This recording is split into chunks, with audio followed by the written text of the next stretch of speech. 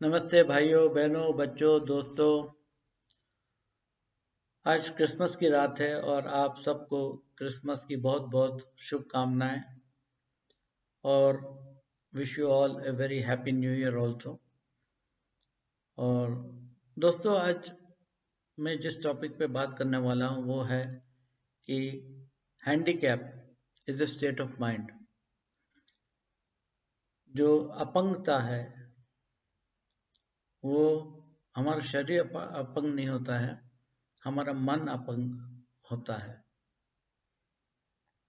इसके लिए मैं एक लाइव उदाहरण देना चाहूँगा जो कि आज ही मैंने उस उदाहरण को देखा है और उनको देखने के बाद मुझे खुद पे शर्म आती है कि इस ज़िंदगी में मैंने किया तो क्या किया। 2-3 दिन पहले मुझे एल्यूमिनियम कंपोनेंट का एक्सपोर्ट का बिजनेस का अपॉर्चुनिटी मिला था। तो मैं एक सप्लायर ढूंढ रहा था जो कि मुझे एल्यूमिनियम फोर्जिंग बना के दे दे। एंड मेरे जानकार में एक सज्जन थे, यंग लड़के थे जो कि एल्यूमिनियम फोर्जिंग बनाते थे। उनको मैं 4-5 साल पहले मिला था। तो मैंने उनका नंबर घुमाया और वहाँ से एक लेडी ने फ़ोन उठाया। तो मैंने उनका नाम बोल के पूछा कि can I speak with Rajesh, मैं राजेश से बात कर सकता हूँ। ये मैं नाम डमी नाम यूज़ कर रहा हूँ क्योंकि मैं असली नाम नहीं बताना चाहता। तो वो लेडी ने बोली कि मैं उनकी वाइफ बोल रही हूँ और राजेश जी का डेथ 2 साल पहले कार एक्सीडेंट में हो गया। तो मैं बहुत ज़्यादा शॉक हो गया, बहुत ज़्यादा शॉक। और मतलब इतना यंग आदमी और हमारे फील्ड में इतना टैलेंटेड आदमी था वो, आदमी थे वो, और उनका देहांत हो गया। तो मैंने उनको सॉरी बोला कि मुझे जानकर बड़ा दुख हुआ। तो उन्होंने बोला कि मैं उनकी वाइफ हूँ, बोले हम क्या कर सकते हैं आपके लिए। तो मैंने कहा आपकी फैक्ट्री चालू है क्या? तो बोले हाँ चालू है फैक्ट्री, मैं और मेरे फादर इन लॉ मिल के वो फैक्ट्री को चलाते हैं। तो मैंने कहा मैं आपको विज़िट करना चाहूँगा और देखना चाहूँगा कि अभी फैक्ट्री कैसी है और आप हमारा पार्ट बना सकते हैं क्या। तो उन्होंने बोला आप आ जाइए, वेलकम।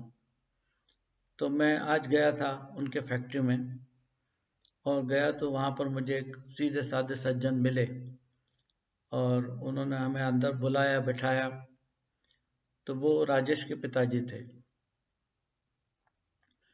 तो राजेश के पिताजी, तो उनका जब मैंने चेहरा देखा, उनके पिताजी का चेहरा पूरा यहाँ से टेढ़ा था, एक आंख चली गई थी और एक ही आंख चालू थी उनकी।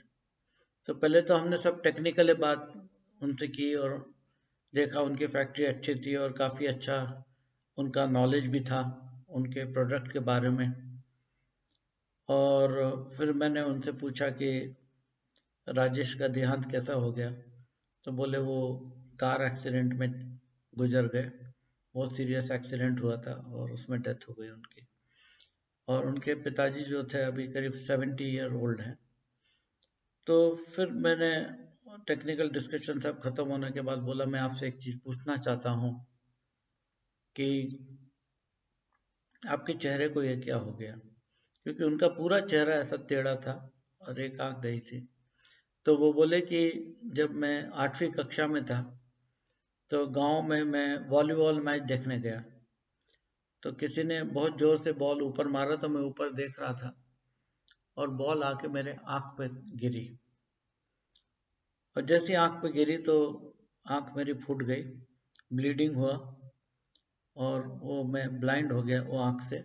बट उसके साथ साथ ऐसा हुआ कि मेरे फेस का ब्लड फ्लो रुक गया और वो ब्लड फ्लो रुकने से मेरा बोन जो है ग्रोथ हो गया और बिल्कुल मेरा फेस अजीब हो गया। और इंडिया में मैंने बहुत जगह दिखाया, मेरा इलाज नहीं कर पाए। फिर बोला मैंने बीकॉम पास किया। बीकॉम पास करने के बाद में एक फैक्ट्री में मुझे अकाउंट्स की का नौकरी मिला और उसी फैक्ट्री में ऐसे रूम्स बने थे, उसमें हमको रहने को भी मिला। और मैं गांव का लड़का था, मुझे ज़्यादा कुछ जानकारी नहीं था पूना का।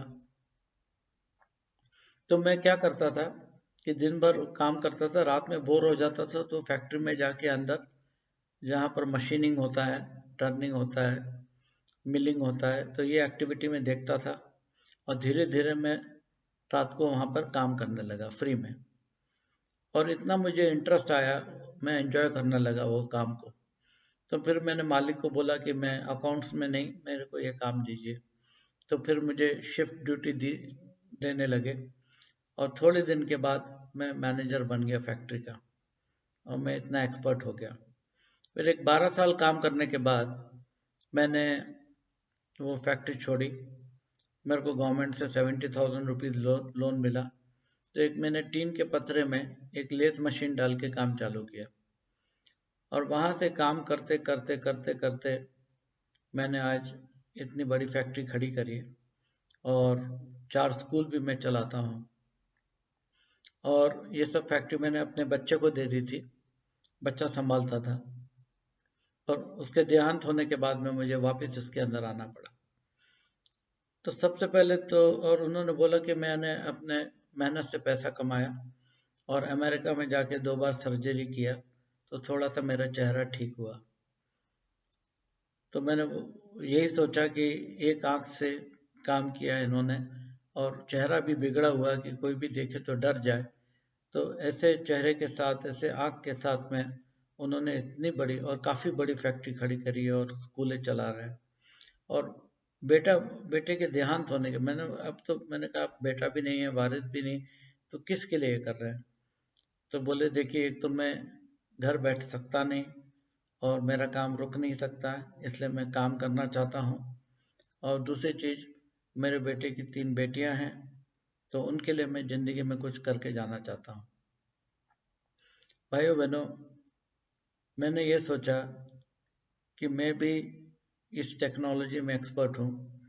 40-45 साल का एक्सपीरियंस है, मैंने पीएचडी किया है, पर मैंने ऐसा कुछ खड़ा नहीं किया जो उन्होंने हैंडीकैप होके ऐसा खड़ा किया। और शर्म से मेरा सिर झुक गया, मैंने उनके पाँव टच किए और मैंने कहा मतलब आप महान व्यक्तित्व हैं और महान व्यक्ति हैं, जो कि आपने हैंडीकैप होके भी इतना बड़ा ऑर्गेनाइजेशन डेवलप किया और जिसमें कई लड़कियां भी काम करती हैं वहाँ पर और कई लड़के भी काम करते हैं वहाँ पर। तो मेरा यही कहना भाइयों बहनों कि जो हैंडीकैप होता है वो हमारा मन हैंडीकैप होता है, हमारा शरीर नहीं। इसलिए कहावत है ना, people walk on their will not on their legs.